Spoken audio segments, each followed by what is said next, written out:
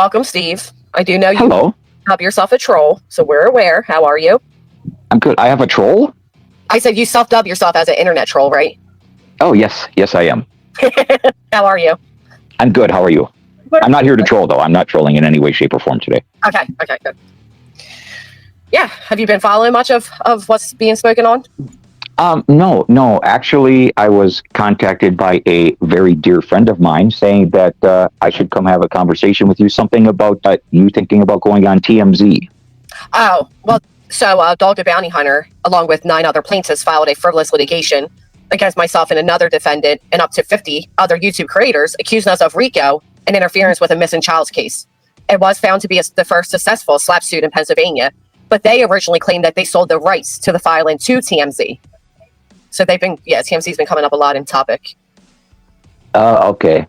Yeah, that could very well be that TMZ bought the story. But they never reported on it. Is that normal for them to do? They could be just holding it, waiting for more information to come out. Is it done and over with? Well, the judge made their opinion, and now we're just going in for damages, but yeah. Okay, so they might just wait for... It's hard for me to word this stuff without being offensive. They may just be waiting for the story to close, be over, to report on the whole story. Okay. It may be, and this sounds horrible, but let's be real, it's the way it works with these news outlets and tablet outlets and stuff. Right. It could just be they wanted to buy it to bury it. Really? Well, yeah, it happens all the time. You'll see it on the news, like you'll see a story on the news and it'll be a great story and it'll be something you're very interested in, and then you'll never hear about it again. Stuff gets buried all the time by news outlets. I see what you're saying. Okay, because I do know they did try to seek a lot of publicity off of it, but the filing was so ridiculous that anybody with a lick of sense would never report it as credible because it was so incredulous. It was so stupid. Yeah, and it could be variable, a lot of variable things. It could be that they bought it thinking it was going to be something huge, and when their research department looked into it, said, this is ridiculous, throw it away. That I don't know because I'm not behind the scenes speaking about that with them, but it could be a bunch of other things. But I don't think that TMZ would have bought this story to maliciously do anything to anyone. Can you hear me? Yes. I'm just talking to everybody, not just only specifically you. I'd like to help people understand how these types of exclusive arrangements work with TMZ and larger, news outlets. The only time news outlets don't buy stories unless that story has more value to them than what they could already report on their own. Okay. Yes, absolutely. It's a business. Right. Are you a journalist, or what is your background? I'm sorry, not trying to doubt you at all. I'm just trying to understand what your experience is and how you would understand how all this works. Well, I was on TMZ for about a year. You were on as a contributor, or were you a producer? What was your role? No, I was just on the show. On the show as what was your role on the show? Guest speaker on the show. Okay. So you were involved. Does that mean that you were involved in understanding how they would decide whether to buy or not buy a particular story, or? No. Right. Okay. So the only time TMZ needs to buy a story is when they can't get that story any other way. Well, they supposedly bought this before it was presented to the public, and we weren't even served. So in that case, they would have had the exclusive. They would have known before anybody else. Yeah, but it's only exclusive until it hits the court dockets. Right. And then when it hits the court dockets, it's done for them. So right, it's only exclusive until it hits the court dockets. But even if it's a story, they get it before they hit the court dockets, that's not going to be enough for them. Just a story about people suing people. They need to have some sort of interview, that exclusive interview with either Dog or Seth or both of them. There needs to be some sort of value that they get that no one else could get, and they wouldn't be able to get on their own without paying for it. But let's just put it this way. At Night and Seth and Dog need TMZ far more than TMZ needs them in this situation, right? For sure. So TMZ has the leverage. Yeah. TMZ has the leverage. They don't. So the only leverage that At Night would have had in this situation was the exclusive and giving it to them before it hits the docket. And that leverage is very slim and very, shaky. I would be extremely surprised if there was some sort of contract, any sort of written contract. That isn't how it works with these outlets. There's no written contracts about these types of stories.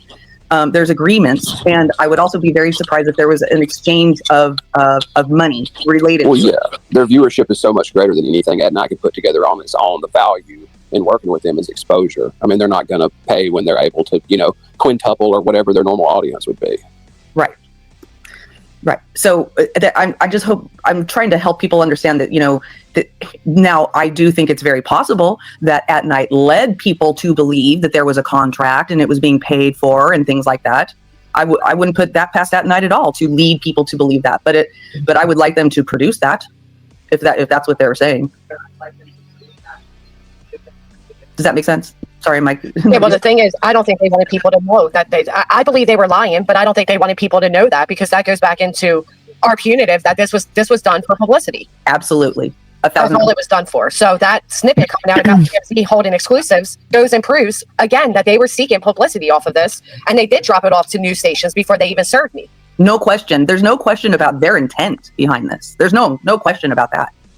And what they were, and their intent and what they were incentivizing people to do, because what they said they had with TMZ.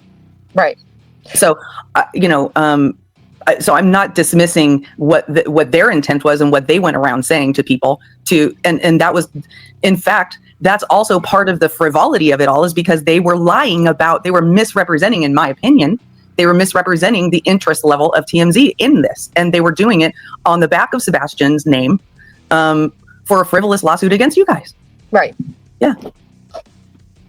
I could see TMZ being interested if they sold it the way they sold it to their, useful idiots that signed on to it. Maybe, but not to purchase it. Maybe, maybe I would just like to see that. I would like to see the, but not, I don't know. I'm not trying to dismiss that there was some sort of an agreement and that they were going around saying this is what we're doing, but I've done these types of, agreements with news outlets dozens and dozens of times. Now, not with TMZ. I will disclose that. I've not personally worked with TMZ. And I know, this is Lynn, you guys. This is Lynn with Breaking Chains talking. I'm not personally dealt with TMZ, and I do know that TMZ will put out money for certain stories. But again, it needs to be something that they need more than that other party needs them. Does that make sense? For sure. Absolutely, it does. What do you think, Steve? Do you think that's something they would normally find interest in? I think if there were big names involved, and I think if somebody yeah, exactly. So I think if somebody approached them and gave them a pretty little package all wrapped up, and they thought they were getting something they weren't really getting, they may have done it not realizing what it was, and once they found out what it really was, said, this isn't worth our time. There could be a lot of things. The person saying that they're in works with TMZ could be flat out fucking lying, saying, oh, I'll say I'm working with TMZ and it'll make my story seem so much more important than it really is. Exactly. Yep. It could be both ways, because it does have Dog the Bounty Hunter in it, and it has Bruce Castor, and it does have some names that are kind of recognizable. Plus it has the pool of the missing father and interference in a missing child. On the surface, it would be sellable until Absolutely. You open it and you realize how ludicrous it all is. Yes, and that was the next thing. You're exactly right, Granny. That's exactly what I was going to say. So there's a few levels to these negotiations. First, you go to the Harvey Levin or the producer or whatever, and you say, hey, I got this story for you. This is what it looks like. You have a brief conversation or whatever, and they go, okay, go ahead, send it over to me. And then when you send it over, they send it over to you. And then someone like Harvey Levin or someone on their staff who has a bit of knowledge and has seen dozens and dozens of these types of complaints opens it up and sees what it looks like. Right. And they're like, I'm going to wait. And I've seen this happen all the time too. I'm going to wait to see what the result is. I don't know about that, Dejun.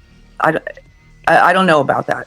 I'm not even sure that these guys would take payment. I don't think they would even care for payment. They would just want the publicity of TMZ. Yeah, I mean, the publicity is the that's what they the have. Thing is that they needed TMZ much more than TMZ needed them. That's For like sure. 1,000%. They didn't need to sell this to them. They needed TMZ to run this for this to even work. To help get legitimacy and maybe, extend it like they were talking about into other states and to actually, push it as a real thing. Right. So there's a whole other layer to this too. I wonder how many different times Dog has come to TMZ and said, "Oh, I got this great thing, brother. I got this great thing," and it didn't work out. Oh, I love how you threw that Hulk Hogan brother in there. Right. I'm sure there's like a relationship history there, that is informing their decisions with them.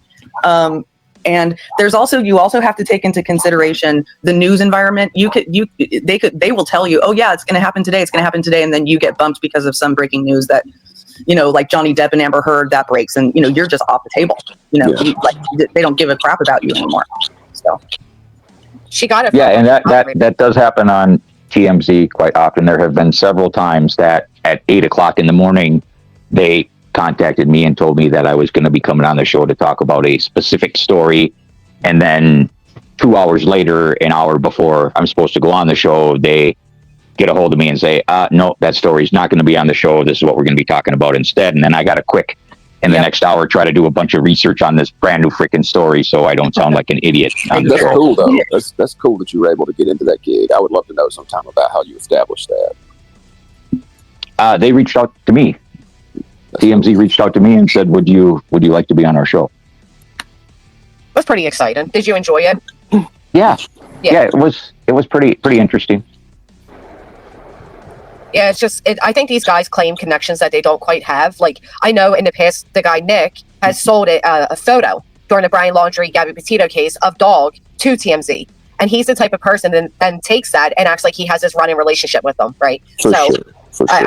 I don't know if TMZ would be interested on surface level at what took place and then, be like, oh yeah, this is crazy, never mind. And they may still be interested in the end result. More people I realize, money hunters out here trying to take away people's free speech is, pretty crazy. Just like Tony was running around true crime cases with a drone, trying to use that. And whenever it happened up at Idaho 4, he took those relationships and leveraged them into, I'm a PR guy, with these media connections. I mean, it's like the same kind of behavior you're describing with little Nikki there. Yeah, it's funny because typically it's the other way around, right? You've got like a regular quote unquote civilian trying to sue someone who's famous just to get money, right? But here it's like the other way around. Yep. Yeah.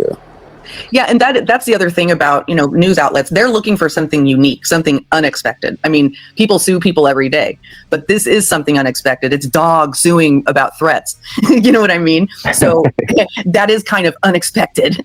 And so you would think that that'd be interesting, but obviously they didn't run it. So I have been in situations where they've said, you know what, we want to wait for more of an outcome on this. We want to see what happens. There's, this is obviously just a lawsuit. This could get dismissed next week, If anything, I think that the bigger story would cut back the other way.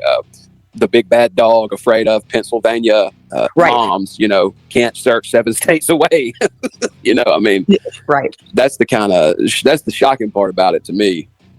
Well, what I would think is that, it was pitched to them like, look, Dog is suing these people because, he was threatened and he couldn't go searching because of all these threats. And then TMZ opens it and goes, what the fuck? Why is Dog suing about being threatened? Yeah. 2 women in Pennsylvania. Yeah. I mean, two moms. And there's literally no proof, that have never been to Tennessee, that have no connections in Tennessee, Right. He can go for his son's wedding or whoever's wedding that was, but can't show up to go search. That makes a lot of sense. Right. They don't want to get their brand behind validating that. Yeah, that makes sense. Well, TMZ, supposedly a gentleman from TMZ did want to speak to me, but I didn't go with it, to be honest. Yeah, I mean, and usually when they call, even when they call, it's not a guarantee that they're going to do something. They're interested in that moment. They want to talk to you. They want to, but they move on all the time. They're a breaking news agency. Yeah. They might get interested again when there's a ruling on the damages. You never know too how they're going to cut something up that you give them. You may make one statement, and then when you go to listen to what's actually put out, it's like, holy shit, I didn't phrase that way. Right. So that's absolutely. We can't lose track of the fact that TMZ is more of a tabloid news outlet than an actual news outlet. Right, they sell salacious things, and they tend to like dogs, and who knows what. That was my issue. I'm like, I don't know what they'll take and what they'll say. You know what I mean? Like they could. I don't know. I didn't want any part of it, to be honest. Like TMZ is not my end goal. Exactly. Yeah, I don't blame you. I will say it was TMZ that provided a clutch witness in the Amber Heard trial. Yeah. I won't get into that because it's a little bit of a sidebar, but they did.